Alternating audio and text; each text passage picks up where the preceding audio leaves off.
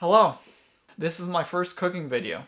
I feel that good stock is a really helpful addition to all sorts of dishes for added tastiness. So I decided to show you attempting to make some. And as you will see, it certainly takes some time and it's easy to go wrong. I really understand why most people would go for the pre-made stock cubes. I made a few minor mistakes and one fatal mistake in this video. So you won't obtain good stock if you do the same as I do here. But this mistake helps show why you should do things the way the recipes tell you. At the end, I will provide you with a concise yet comprehensive guide to how to make good stock. Alright, so today I'm going to be doing my first cooking video here. And it's going to involve making a broth. So this is, like stock for soups typically, or other items. So it's not going to be a thing that is going to be consumed in itself typically, although it will hopefully be tasty. Yeah, the close-up at first was excessive. I was trying to make it look more cinematic, but it's too much. So it's based on ingredients that were found in the fridge. So that includes beef, so there's a quite big rump steak here that we've got, and as well as carrots, parsnip, onion, garlic, some spices, quite a few spices and herbs, and some flour and oil that I'm going to mix together to make a roux type sauce. Well, that's what it's called. It's called roux, and it involves that a mix of flour and oil that are cooked to high temperature until it turns brown. At first I was filming with a pocket camera, but then the SD card got full, and there were issues transferring the files, so I switched to my phone afterwards. I started to record with a microphone, but there were also complications, so in the end the audio is just the audio from the camera and the phone. So what I'm going to be doing more specifically is I actually am going to be making 4 different versions of this stock. You can see I'm already forcing myself to try to speak with a regular American accent, but I'm failing, and it seems even more awkward as a result. And what I will do is I'm going to divide all these ingredients in half, so all the vegetables and the meat, I'm going to divide them in half, and half is just going to go directly into the boiling water, or actually more specifically the pressure cooker here to make it go faster, so I'm going to boil them in the pressure cooker. But half are first going to be cooked in a frying pan, and so browned first in a frying pan. I'm going to see then which tastes better. Additionally, like I said, I'm going to have this flour and oil mix, which I'm going to put in half of each of those halves. So half of the only boiled part is going to get the roux mix, and half of the pre-browning part is also going to get this roux mix. So we have 4 different varieties this way, and we'll get to compare how each of these taste. The idea of making separate batches was a good one, and as we will see, there is another way I could have separated them, which would actually have been necessary for making good stock. So this is basically a beef-centered broth, since the quantities of the vegetables are relatively limited. See, we've got here 628 grams of steak, plus a bit of leftover steak, which has already been browned, so that's going to be included into the browned part, the browned half. So now I'm going to show you more specifically what this looks like. Right, so here are our items. So this is the kitchen, so there's some other stuff too that's in the way, like some aluminum foil there that I'm not probably going to be using. But otherwise this is mostly what I'm going to be using for this recipe. So here you can see I've already pre-cut the vegetables, so I put them into 2 plates. See, I've separated them already.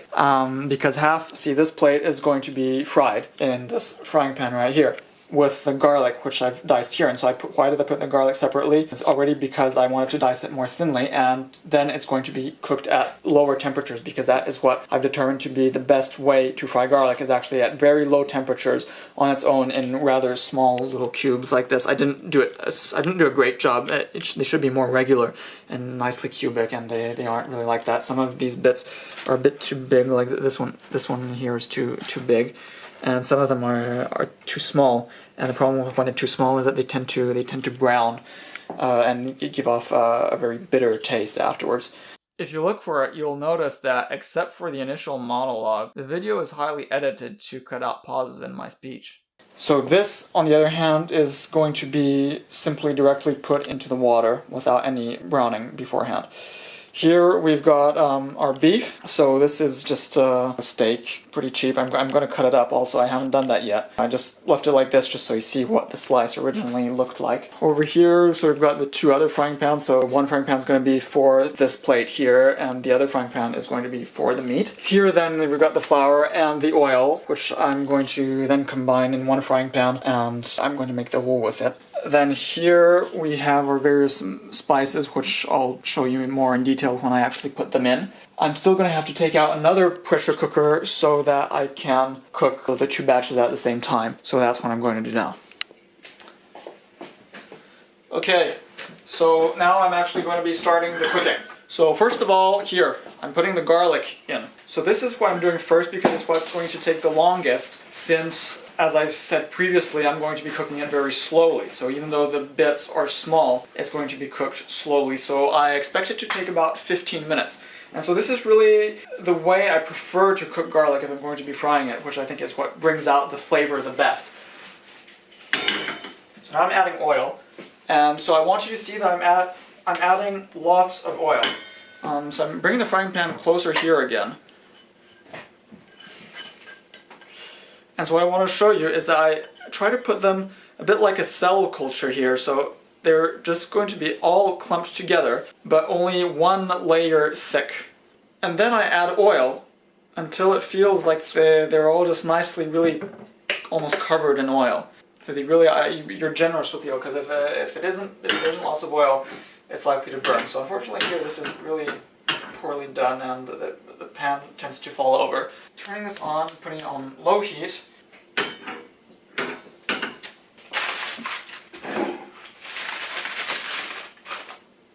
Okay, so unfortunately here it was even the low setting for the burner here is much too high, and it was sizzling really hard.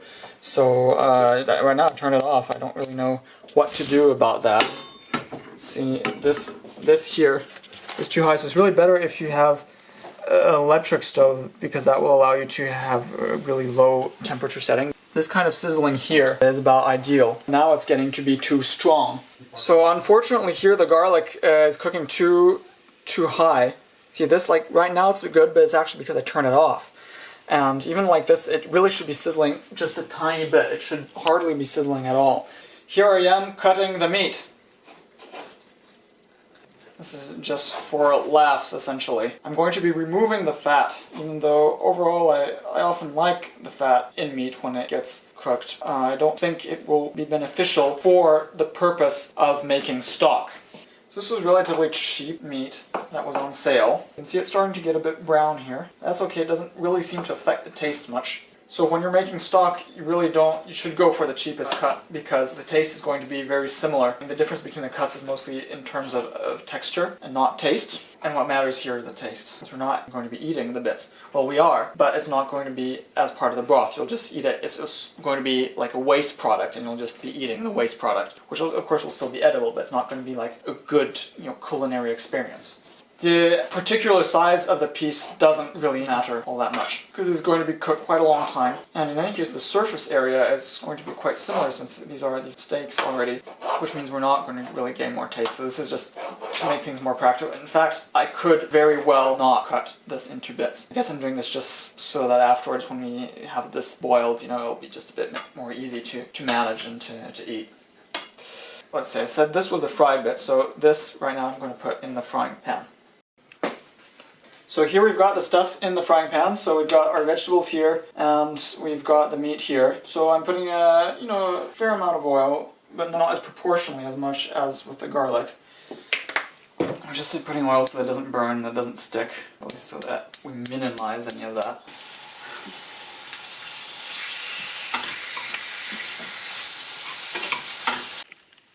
It could have been nice to show me cooking food in the frying pan for a bit longer, but I was having issues with the camera and mic right then. Okay, so this is what it looks like. So I've cooked my meat, which looks like, like that, and my vegetables, which look like this. So they look pretty good. And here's the garlic, which got a little bit overdone. It's kind of all shriveled, but that's okay. Still, it looks like it's probably going to be pretty good. And this stuff here will just go straight into the pressure cookers here. And what I cooked just right here will also go into the pressure cooker. Here I'm making the roux. Normally it's supposed to be 50% fat, 50% flour, so that's what I'm going to be doing. I'll just put a fair amount, so I'm putting 5 tablespoons of fat and 5 tablespoons of flour, which should amount to approximately 50 grams of each. So you see, I skimmed it, so that's really, it's just like as if it was liquid, it's the same amount. So I put oil instead because I'm not really such a fan of butter with meat. I very much like butter with bread and mushrooms, for instance. Now you have to get it to be smooth. Usually it's not too much of a problem. You just kind of mix it around a bit. And even if it gets kind of chunky, it doesn't really matter because what matters more is just to have the right taste. So this is on medium heat really. It's supposedly low, but this is more like medium heat. So you just stir it. So I'm going to actually go for a roux brun. Basically, see right now it's kind of yellowish, so that's when it's just been browned a little bit. So that's what you call a roux blanc. And so it's actually more creamy when it's so blonde, right? So it's kind of silly because roux, right, means reddish. It also means like red head. So roux blanc is a bit of an oxymoron. And then roux brun also, because then that's brown red, and this is blonde red. So that's just how the terminology has evolved. So this is roux blanc. And it's this color. And then what happens is that it becomes actually more liquid but more brown, and it's going to be so less creamy. And so that's what I'm going for. This is what it's become now. So now it's gotten nice and brown. And so this is actually very hot, so you gotta be careful. So I'm just gonna leave it like that. This is the right amount of browning. Okay, I should have been doing the roux while I was pressure cooking. So what I'm going to be doing now is I'm going to be pressure cooking both. So as you can see, I filled them up just sort of to cover it. Just to be clear, here I dumped all the meat and vegetables into the pressure cookers divided in 2 batches. Okay, so now they're both going. So the reason I use pressure cooker is simply because it cooks a lot faster. From what I have noticed from my own personal experience, it cooks about 6 times faster than boiling water at the high pressure mark, which I think is 130 degrees Celsius. Typically, you'd want to cook this about 2 hours in boiling water, so instead, I'm going to cook it for 20 minutes after it starts steaming, which is not yet the case. In the case of the one that doesn't steam, just after it reaches the level of high pressure. Actually, for the purpose of making stock, you could cook it for as long as you like. 2 hours is only ideal for the meat that you will eat. It confers the maximum tenderness. This is something that I learned from a famous cooking channel called The Food Lab by Kenji Lopez Alt. As you can see, I haven't yet added the spices, and that's because I don't want to risk overspicing it. I mean, that would wreck the whole thing if there was too much spice. So instead, I'm going to until it's all done and just add it afterwards, and that way we can also figure out what quantities of spice we need. I'm also going to add the salt at the end, so the saltiness is in part going to be conferred by the fish sauce, and partly by just actual salt, which I will add as well. Okay, here we go. It's been 20 minutes. I'm opening them. Actually, I'll do this one first, because it just... I've turned off the heat, but actually I should put them on because it's still hot here.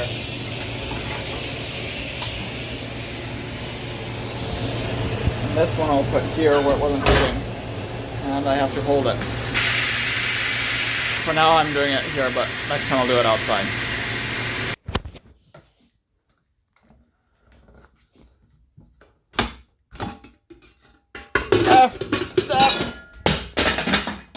Yeah, you have to be careful of the steam coming out.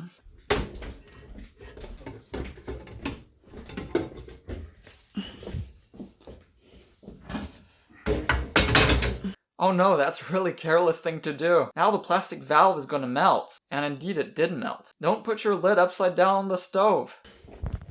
Okay, here we go. So it's time to have a taste. As you can see, the water level's gone down. So this is the one that didn't undergo any prior cooking in the frying pan. There's no salt for now, or spices. Well, it tastes pretty bland actually. This one, it also tastes pretty bland. Now that it's empty, this is the one that got cooked in the frying pan, this is the one that didn't. That is the one that didn't, and that is the one that did. You can clearly see that this one's browner and has also more fat bubbles. Neither of them taste like much. Actually, to correct for blandness, you can add salt and spices, but if you want more actual meat or vegetable flavor, you would have to add more of those. Of course, we already had the maximum concentration since I didn't add any superfluous water. So what you would need to do if you wanted more meat flavor is to do the whole thing a second time around. You take a new large piece of meat and you cover it with a liquid that you got from the first batch. This way you get a double concentration. And you can repeat this as many times as you like. Obviously, if you boil away the liquid of the first batch, eventually it will be very concentrated, but you won't have all that much total amount of stock, and you won't be able to flavor a very large dish with that. Here I add the spices after pressure cooking the meat and vegetables, but that was because I wanted to try adding some unorthodox spices, and I was afraid of wrecking my whole stock if I put the spices together with the meat and vegetables. Obviously, if you know what spices you want, and more or less how much you need to add, you should put them in together with the vegetables. And yes, specifically the vegetables rather than the meat, which, as I will explain further on, should be cooked separately. So now I'm going to be adding these spices. Okay, so I'm going to add salt first. I'm going to have to estimate about how much salt I want. I'm saying that looks like maybe half a liter. We'll say that that's 500 milliliters, so that's 500 grams. So if you want 1% salt, that's... I wasn't really sure about the salt concentration before trying it, but in fact it does seem that 1% is about right. It'd be a bit more than a teaspoon, so I think a teaspoon of salt would be good, but that, of course, part of it should be achieved through a fish sauce. I don't want to put too much either. So I'm putting a bit less, I'm putting like 2/3 of a teaspoon of salt in here. Let's see how that tastes like. Okay, that's a lot better. So fish sauce is 20% salt, so 1 teaspoon, so a teaspoon is 5 grams. So that means it's going to be 1 gram of salt. And I probably added maybe like 3.5 grams of salt so far. So I'll put a teaspoon of fish sauce. Right now it tastes just like fish sauce. But it's not bad. But it tastes too much like fish. I guess the meat just wasn't all that tasty. Okay, I'm not going to do as much fish sauce with the other one. I've come to the conclusion that it's actually better without any fish sauce, in fact, or only just a little. It's looking like the classic recipe is a classic for a reason. I'll just do a thin amount, a bit more salt, because it could take a bit more saltiness. I'll just put a full teaspoon in here. In fact, I'll add a bit of salt in this one too. And just a little bit of fish sauce. Okay, this is not bad. A bit more fish sauce maybe. The other one has sort of gone better with the fish sauce. Well, it's a sort of fish saucy version of this. I'll have to just accept that. I'll put a bit of mustard. Pepper, 1, 2, 3. 1, 2, 3. Yeah, this is better. Okay, I've got a bunch of other stuff, but I can't really be bothered adding in. The problem is that it won't actually give taste right away, so I might have to reheat this actually. I might do that in a pot instead. But the meat, here I've got some bay leaves, so maybe even just not even half, but more like quarter. So I was thinking of actually going for like a bunch of like curry things as well, like coriander. I think I still might, but for now I'll just go for the classic French mix of, well, the ingredients that I'm adding here. This is thyme, pinch, pinch, and finally nutmeg. Oh no, and cloves afterwards too. So 1 clove would be too much for this, so I'm gonna try to cut it in half equitably. And some nutmeg. Just a small pinch. The nutmeg's pretty powerful. Okay, and so that's our classic sort of bouquet garni type French style mix, and I think that's probably going to be pretty good. Now, of course, now it's cooled down, we likely won't get to taste quite as much the rest. Yeah, this is pretty good. And adding this has helped a lot. So now what I'm not liking now is actually the taste of the fat of the meat. So what will need to be done, in fact, will be maybe first we'll reheat it a bit, and then we'll have to get rid of the fat. And so, of course, the problem is that there's other tastes that will rise to the top too. So what we should have done instead is basically let it cool down and even put it in the fridge. Well, once it's cooled down to room temperature, then you put it in the fridge. And then there should be a layer of fat. And then you remove that layer of fat. And then you'll have the proper taste. Now, unfortunately here, that is no longer possible. It won't be there will be that layer of fat, and we can still do that, but unfortunately we'll be removing some of the good taste as well. Never mind. In fact, that isn't really a relevant concern, since only a small amount of taste would be lost by removing the fat. What's much more problematic is that since I already cooked the meat with the vegetables, the fat won't separate anymore, so you're stuck with its unpleasant flavor. Like I said, it's imperative to cook the meat separately so the fat can separate. For now, we'll just reheat this a bit so that we can extract more flavor from these two items. Obviously here, the nutmeg and pepper don't need to be heated since they're ground. But in traditional recipes, you add whole nutmeg and pepper fruits, and those do need to be heated to extract the flavor. So look, I'm just reheating this so that now they acquire more flavor from the spices that I added. Okay, so here I've got it clarified. I've got the soup, well, okay, because I strained it again, I mean, and because I reheated it, as I explained before, to extract more taste from the thyme and the laurel leaf. And so here's what it looks like from, the meat that I used. So this is not the kind of meat that you're going to be serving like typically as your main dish because it has lost a lot of taste. So I'm going to be eating it, and it's pretty good. So this is the one that hasn't been browned. It still has some taste. And so 2 hours is supposedly the optimal cooking time for meat that's been boiled. So by cooking it 2 hours, it's going to have the best texture for, if you actually want to eat it. So I think it makes sense to do it for 2 hours. And of course, you're going to have decreasing returns, the longer you cook it. So you're not going to get much more taste in your liquid if you cook it for longer. So here, what I will do is simply add some salt and pepper in here to make it more tasty, because for now there's no salt or no spice. Obviously, if I cooked, retrospectively I could have put the spices in before, and so that way this would already be spiced and that would have actually been better. So for next time we can remember that, but it's true that's important to have an idea of the right amount of spices. For the spices that I added, it doesn't matter so much. I was planning on adding more, sort of unorthodox spices for this kind of thing, such as, coriander and cumin and that kind of thing. And there it could turn out much more badly if you put too much. With the spices I put in, it's not going to be too much of an issue typically. Although, you have to bear in mind that, for instance, the bay leaf can be very strong, and mustard can give lots of acidity. But like the thyme, you can just go for it. The clove, you just put 1 clove. Of course, depending on how much you have, how much, meat and veggies you're going to be using. Okay, so here we go. So I put it actually in the end, I put it in the fridge, but it didn't seem to really separate. The fat didn't seem to rise to the top very much. So I put it in the freezer then, hoping that it would just make it cool down faster, but then it actually froze, and so here's actually just some chunks of ice that I extracted from it. I already took them out of the freezer, and I've just been waiting, and now I'm sick of waiting. As you can see, putting it in the freezer is not helpful. Ice formed, but the fat did not separate. And if I had cooked the meat separately, the fat should have separated at fridge temperatures. So basically, this is the final result. So this is the one that was cooked in the frying pan before, and this one is the one that wasn't. So you see the one in the frying pan is darker brown, and this one looks kind of more green. So a definite difference in taste. I feel at this point, you taste this, with the fish sauce is even less prominent, so it's, I think that's not bad. It's pretty good overall, but there's probably still too much fish sauce in the first one that I made. They're both decent. And I feel if I could have gotten rid of all the fat in that one, the one that was brown before, it might actually taste even better than the other one, but I think currently it's the one that wasn't brown that tastes better. See, the problem is that when you cook things in the frying pan, the fats get heated and they get overheated, and this creates a bad taste. Basically, when you're just eating it fresh out of the frying pan, you don't really notice it so much. Somehow that taste gets a bit more masked. But when it gets put in a soup, it becomes much more apparent. And of course, so what I was saying is that it's really the fat that tends to taste bad and not so much the other things. What tastes good is the protein and the sugars. So what you want is to get rid of the fat as much as possible. And unfortunately, I didn't manage to do that. I didn't manage to have that fat separation that I was hoping to achieve. Anyway, so what we'll do right now is we're going to add the roux. So here is the roux. So we're going to take out 2 extra bowls, or maybe just some other small thing. Okay, 2 little cups. And we're going to mix some roux in with the soup. So here goes.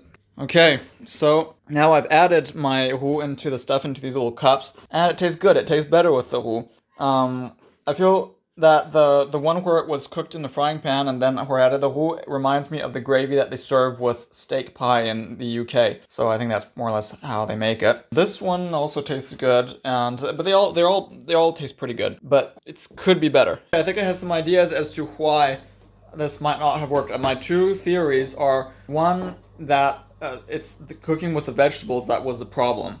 So I should have avoided adding the vegetables in at the same time with the meat when it was cooking. So what I should have done is actually just cooked the meat broth and then I should have let it cool down, put it in the fridge, and then let it maybe rise so that it forms the fatty layer that I can then remove. And so then you just separately do the vegetables. And another thing is precisely, I think the reason, because I seem to remember this from sort of previous experiences that I had, is that there's just very fine particles within this broth. And if you remove that by filtering this not through a regular strainer but through a cheesecloth, you might be able to remove these particles, and as a result the fat would be able to separate. I'm pretty sure the reason the fat isn't rising up to the top is because it's somehow mixing in with these really small particles that mostly seem to derive from the vegetables, and in particular the parsnip, which tends to do exactly that, to create these very small particles.